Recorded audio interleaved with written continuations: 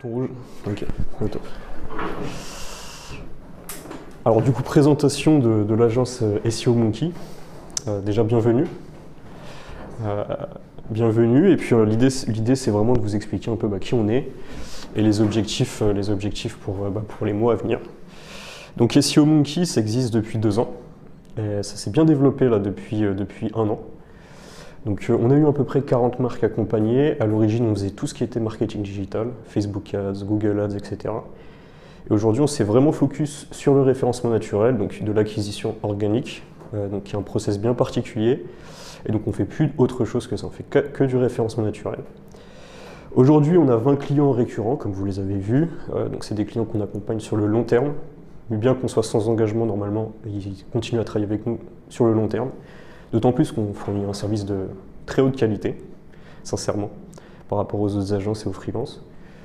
Donc les clients, normalement, continuent de travailler avec nous, à condition, bien sûr, que le budget soit suffisant et que la communication entre le consultant et le client soit bonne.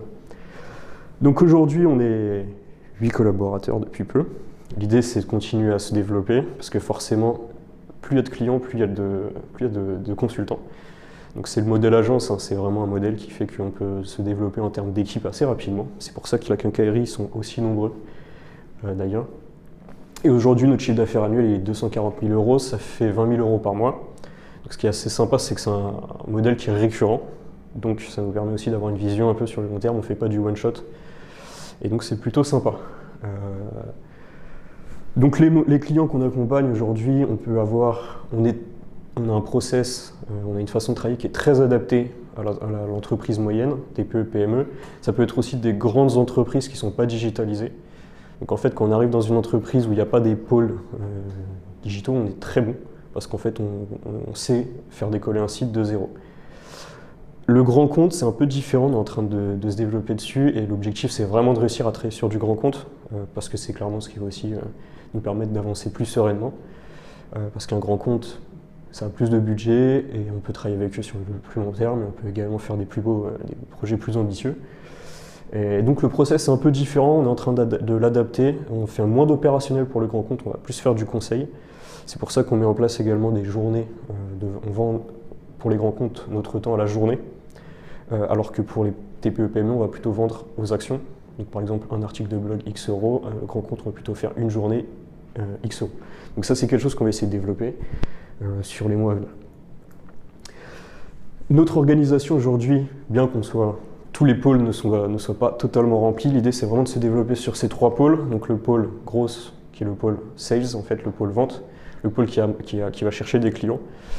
Donc le pôle grosse aujourd'hui, je suis pour l'instant tout seul, mais j'espère qu'il y aura du monde qui va rejoindre ce pôle. Donc c'est le pôle administratif, à savoir la RH, la compta, etc. Le pôle vente, sachant que nous on ne fait pas d'inbound, d'outbound, c'est les gens qui viennent nous voir pour travailler avec nous. Et ça continuera comme ça, donc on n'est pas des vendeurs, on va plutôt être on va être des conseillers. Donc le pôle sales, c'est plutôt des customer success managers, c'est des gens qui vont proposer la meilleure offre à chaque prospect, et derrière accompagner le prospect d'un point de vue commercial, à savoir est-ce que l'offre convient toujours, est-ce qu'il faut adapter le budget, etc. Et le pôle contenu, forcément, qui dit faire de l'inbound marketing, si les clients viennent à nous, ça veut dire qu'il faut qu'on crée du contenu. C'est pas de l'outbound, on va pas faire du cold, on va pas appeler les boîtes et leur dire vous voulez faire du SEO, non, c'est plutôt eux qui nous trouvent grâce au contenu. Donc le contenu, c'est quelque chose qu'on essaye de développer au maximum. Donc là, cet été, on a fait 21 vidéos qui vont sortir. Donc on a une vidéo sur YouTube toutes les 2 semaines qui va sortir. Donc normalement, la chaîne YouTube va se développer. Il y a du contenu LinkedIn également que j'aimerais développer au sein de l'agence aussi. On en parlera avec Victor du coup mercredi. Et ce qui fait surtout notre inbound, c'est le SEO. Aujourd'hui, on est premier sur agence SEO à Lille et à Montpellier. Et l'ambition, c'est d'être premier dans à peu près toutes les métropoles et aussi sur la requête cible agence SEO tout court. Il faut savoir que la première agence SEO aujourd'hui, les 2-3 premières, c'est Eskimos et d'autres. Et le fait d'être premier sur cette requête, ils sont plus de 100 à peu près en termes de collaborateurs. Donc c'est un gros c'est notre principal vecteur de développement. Aujourd'hui, sur agence SEO, on était 15e, donc en 2e page il y a 2 mois. Et on est passé en 3e page. Donc c'est vraiment pas facile d'arriver dans le top 10, mais c'est l'objectif. Ensuite, sur le pôle SEO, du coup, donc le pôle opérationnel, celui qui représente 75% du chiffre d'affaires de l'agence. Ici, que ce soit dans le pôle SEO, Team Créa, on travaille sous format de chef de projet. Donc le chef de projet, c'est quelqu'un qui va gérer un projet de façon récurrente, donc vous l'avez vu. Les chefs de projet, ils sont totalement autonomes. Le but aussi de SEO Monkey, on en reparlera juste après, mais c'est vraiment que tout le monde soit autonome. Même si, enfin aujourd'hui vous êtes alternant, il y aura des CDI qui seront chefs de projet. Peu importe le statut, tout le monde travaille de la même façon, tout le monde est autonome, gère son portefeuille. Et normalement, c'est aussi comme ça qu'il y a de la créativité qui ressort de chacun, et c'est aussi ce qu'on essaie de développer, l'autonomie au maximum. Bien sûr, il faut quand même une structure, parce que quand on arrive dans une entreprise, il faut apprendre, il faut être encadré, et de toute façon, c'est important quand même d'avoir un encadrement, mais c'est pas un encadrement, vous savez, micro. On va pas vous dire quoi faire, on va plutôt suivre le projet en règle générale. Et donc pour ça, il y a un team lead qui normalement travaille avec 4 consultants. Donc aujourd'hui, ça commence à se dessiner doucement, c'est Théo qui va petit à petit devenir team lead, et moi aussi je l'accompagne sur ce projet. Et si demain on arrive à avoir 8 consultants, 2 team leads, il y aura un head of, du coup SEO, qui va gérer un peu tout le projet, et du coup on va pouvoir se développer sur ce modèle. Pareil pour la créa c'est quelque chose qu'on essaye de développer parce que c'est lié au SEO, c'est pas un nouveau pôle en réalité, c'est juste la base du SEO, c'est d'avoir un site sympa, un beau site, les gens parlent de nous, ils se souviennent du site, ils reviennent, etc. Donc c'est pour ça qu'on développe un pôle créa, l'idée c'est de créer des beaux sites internet et également du contenu un peu plus haut de gamme que simplement des articles de blog, parce que le SEO, vous allez voir, c'est beaucoup de contenu. Et donc faire de la vidéo, faire des podcasts, tout ça, ça va permettre de vraiment améliorer notre prestation. Et donc tout ça, ça demande un pôle créa qu'on est aussi en train de développer. Donc c'est Victor qui prend ce pôle. Pour l'instant, il est tout seul. Donc il gère ses clients. Et puis si demain il y a trop de demandes, on fera rentrer un consultant, 2 consultants, 3 consultants. Et on rentrera dans le même modèle du coup d'organisation. Au niveau des cycles de l'agence, une agence, peu importe, je crois que c'est vraiment propre à l'agence, c'est vraiment des cycles de croissance, puis de structuration, puis de croissance, puis de structuration. En fait, tout simplement, on va faire rentrer des clients. Et à un moment, on va se dire, en fait, on a fait rentrer trop de clients d'un coup, c'est le bordel, on n'arrive plus à s'organiser, on n'arrive plus à communiquer. Il y a des process qu'on n'a pas, d'où l'importance de centraliser la connaissance. Et donc là, du coup, on ralentit, on repère nos clients, on perd certains clients parce qu'on n'avait pas la bonne façon de travailler. Puis on recroît, puis on restructure, etc. Et donc l'idée, c'est d'essayer de faire en sorte que les phases de structuration soient les plus faibles possibles, voire soient liées à des phases de croissance. C'est possible d'être à la fois en croissance et à la fois de se structurer en même temps. Et donc c'est un peu l'objectif. Et justement, on va voir un petit peu comment justement essayer de se structurer par la croissance, ce qui est franchement pas facile. Lorsque là, on rentre encore dans une nouvelle étape. Et donc l'idée, c'est de voir un petit peu des pistes qui nous permettraient justement de ne pas se prendre un mur, le fait de se développer vite, de prendre de nouveaux clients, d'avoir des juniors. Il n'y a quasiment que des juniors ici en fait. Donc l'idée, c'est d'essayer justement, même si on est tous un peu... voilà, que c'est tout nouveau et qu'on se développe, essayer de maintenir malgré tout une croissance. Et pour ça, il y a 5 points qu'on va aborder. Il y a la culture, les process, la notion de building public, de la data et de l'ownership, et on va voir ça en détail. La culture, je pense que c'est quelque chose qui vous parle. On entend ça souvent, la culture en entreprise, etc. Je pense qu'on est tous d'accord pour dire que c'est bullshit vu de l'extérieur. On ne comprend pas ce que ça veut dire. Comment c'est la culture? On met des mots sur les murs, genre des valeurs sur les... En fait, finalement, on a du mal à comprendre. Et moi, j'ai compris ce que c'était ces 6 derniers mois.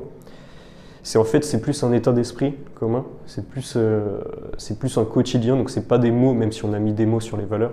C'est le fait d'avoir un état d'esprit commun. Donc, c'est pour ça que c'est compliqué à définir. Et moi, voilà. Donc, en fait, l'idée, c'est vraiment d'essayer de faire en sorte qu'on ait quand même un état d'esprit positif en interne et aussi pour les clients. Donc, tout simplement, voilà, respecter la prestation, faire en sorte que le client réussisse. Pas se suffire du minimum, pas se suffire justement de ce devis où il y a marqué un article de blog par semaine, aller un petit peu plus loin.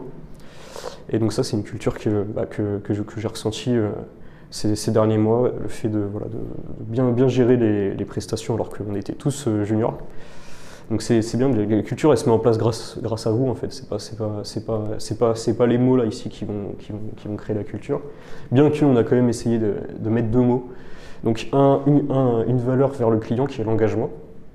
Qui veut tout simplement dire aller un petit peu plus loin que ce qui est marqué justement sur le devis. Genre vouloir faire réussir le client, donc typiquement l'appeler, lui envoyer des mails, essayer de comprendre ce qui ne va pas quand ça ne va pas, essayer d'adapter la stratégie quand on fait du contenu, faire en sorte que le contenu il soit vraiment de haute qualité, etc. Et la culture centrée plutôt en interne, qui est l'épanouissement. Et donc pour ça, l'épanouissement c'est un peu compliqué aussi à définir. Mais c'est pas forcément aller boire des verres ensemble, enfin, si vous voulez aller boire des verres c'est bien. Mais c'est aussi voilà, le fait d'apprendre des choses, d'avoir des responsabilités, d'avoir potentiellement aussi un plan de carrière derrière qui se dessine, faire en sorte que voilà, les choses permettent à chacun de ressortir de l'agence grandi. Ensuite, il y a les process. Donc la culture, on va dire que c'est plutôt pourquoi que comment quand on travaille avec un client. Et le process, c'est le comment. Et alors, SEO, malgré tout, il y a quand même besoin de faire des process parce qu'il y a des sujets assez techniques. Et là, l'idée, c'est de faire en sorte que, voilà, c'est ça, le 101e client d'avoir un meilleur service que le 100e, du fait que, grâce au 100e, on a appris quelque chose de nouveau et on crée quelque part. Et donc, l'idée, c'est pareil, c'est de centraliser la connaissance à chaque fois qu'on s'attaque à un sujet qu'on n'a pas encore abordé en agence. Et voilà, et échanger. Donc du coup, on va utiliser un blog, le blog de SEO Monkey pour mettre tous les nouveaux concepts abordés.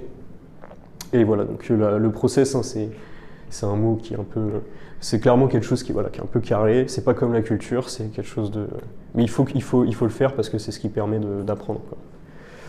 Donc important de continuer à développer les process. Vous l'aurez compris, que ce soit la culture ou les process, ça vient de tout le monde, c'est pas seulement une personne forcément qui peut s'occuper des process, puisque chacun va rencontrer des problématiques différentes. Ah, j'ai pas fini ce slide apparemment. J'ai eu du mal à le faire, donc je l'ai fait ce matin en arrivant. Building public, en fait, ça veut dire faire rayonner l'agence. Chacun doit faire rayonner l'agence. Donc ça, il y a des très bonnes agences qui l'utilisent. Donc typiquement, si demain vous écrivez un blog sur le site pour processer justement une nouvelle connaissance, si cet article il est bien écrit avec une stratégie SEO, il va se référencer sur Google. Et donc ça ne sera pas seulement pour SEO Monkey, mais ça sera pour tout le monde. Et donc ça va permettre de faire connaître l'agence, de référencer le site. Et dans la même idée, l'idée c'est aussi d'utiliser les réseaux sociaux, donc LinkedIn, et de publier sur LinkedIn de façon régulière sur des choses qu'on aurait apprises éventuellement pendant les semaines qui suivent, et voilà, de faire un petit peu développer l'agence, de parler de l'agence tout simplement au quotidien. Autre quatrième point pour faire en sorte de grandir on dit grandir sans grossir, donc grandir de façon pérenne grâce à des choses qu'on va développer en interne, c'est tout simplement se développer grâce à la data. Et pour ça, c'est très simple, on a 5 data. On n'aura que 5 data qu'on va pouvoir suivre, qui vont nous permettre de voir un petit peu comment les projets se passent. Le but étant surtout de mettre, s'il y a des choses à mettre à jour, passer un peu plus de temps sur la formation, etc. L'idée, c'est de pouvoir identifier où est-ce que potentiellement ça bloque. Donc ces 5 data, c'est déjà le temps d'onboarding. Donc quand il y a un nouveau consultant qui arrive en agence, combien de temps il lui faut avant d'être opérationnel, avant aussi d'avoir un retour sur investissement, surtout si c'est un CDI. L'objectif de portefeuille, l'objectif de portefeuille, en fait, c'est que chaque consultant a un portefeuille client qui est récurrent. Et donc, il y a un objectif forcément qui est lié justement au retour sur investissement de chaque consultant. Donc ça aussi, ça va être un KPI qu'on va suivre. Le NPS, qui est en fait la note qui est donnée par le client à la prestation. Donc ça va nous permettre également de suivre un petit peu la satisfaction client. le taux de churn, qui est le nombre de clients perdus sur le nombre de clients total, et l'engagement, qui est le seul KPI qui n'est pas mesurable, puisqu'en fait, il n'y a pas de formule mathématique qui permettra juste de savoir un petit peu comment chacun s'engage dans l'entreprise. Donc typiquement sur des process comme écrire un article de blog, ça fait partie de l'engagement. Voilà, c'est ce genre de choses. Et le dernier point qu'il va falloir qu'on développe au sein de l'agence pour se développer encore sur les prochains mois de façon sereine, c'est l'ownership. Donc l'idée, c'est de donner de la responsabilité à chacun et de donner la stratégie, qui est la partie la plus normalement qui est l'idée par souvent le fondateur ou le gérant, à tout le monde. Et donc pour ça, l'idée, c'est de faire des pôles, des pôles responsables. Donc là, on a 3 pôles qui se mettent en place. On a le pôle centraliser la connaissance, dont on a déjà parlé, on en reparlera juste après, qui est géré par Simon. Le pôle Key Account Management, on n'en a pas encore vraiment, enfin disons qu'on en a parlé, mais l'idée en fait c'est simplement comment améliorer la presta client. Parce que parfois il y a des choses qu'on peut voir, etc. Donc tout ça c'est pareil, c'est qu'il faut identifier les choses et pourquoi pas essayer derrière de mettre en place, d'améliorer la prestation. Et le pôle LinkedIn qui va être géré par Victor, donc voilà, savoir comment publier, un petit peu comment tout ça se dessine. Et donc du coup l'objectif qui va être d'atteindre les 1 million d'euros de chiffre d'affaires. Donc là on est à 240 000, donc il va falloir faire plus de 400%. Donc on a fait plus 400% je pense sur les 6 derniers mois.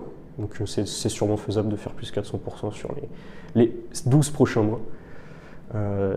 Donc pour ça voilà, il va falloir se développer forcément en termes de sales, en termes de growth, faire rentrer du client et puis fidéliser les clients. Et du coup chacun aura sa part pour fidéliser ses clients grâce à justement normalement ces 5 valeurs qui devraient permettre de bien développer l'agence. Donc voilà, du coup on se retrouve avec Simon à 17h pour le premier atelier centraliser la connaissance. Et on va lancer les différentes roadmaps pour vous 3 du coup sur les premiers clients. Et puis voilà.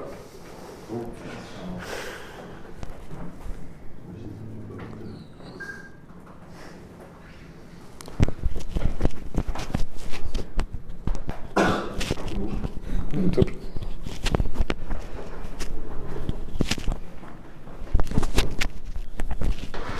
C'est bon, c'est clair pour vous, tout est peu de questions sur.